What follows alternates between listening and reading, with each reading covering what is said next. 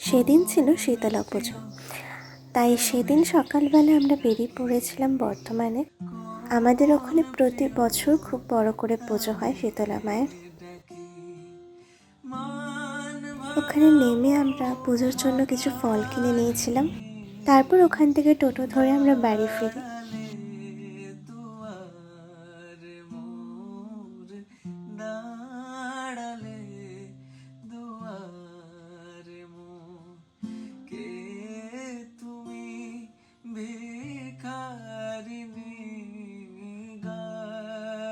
ঘরে আসে কিছুক্ষণ পরেই দাদা আসে, এই যে মা দাদা গল্প করছে।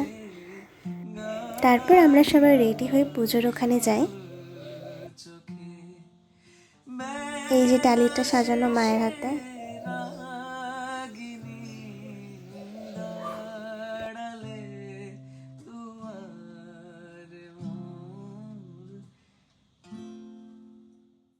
এই পুজো শুরু করে আমার দাদু।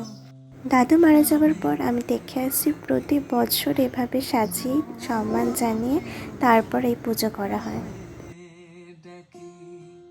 ওখানে পুজোর ডালি দিয়ে কিছুক্ষণ বসে তারপর আমরা বাড়ি ফিরি।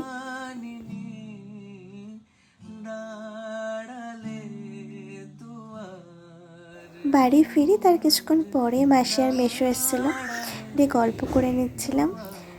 তার কিছুক্ষণ পরে কারেন্ট চলে যায়, তাই দিদিভাই এভাবে হাওয়া করছিল। দিয়ে আমরা লাঞ্চ করে নিই।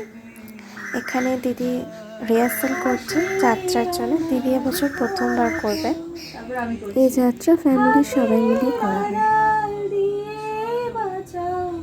ঝড়ের মুখের বাতি আমার এখান থেকে একসাথে তুমি।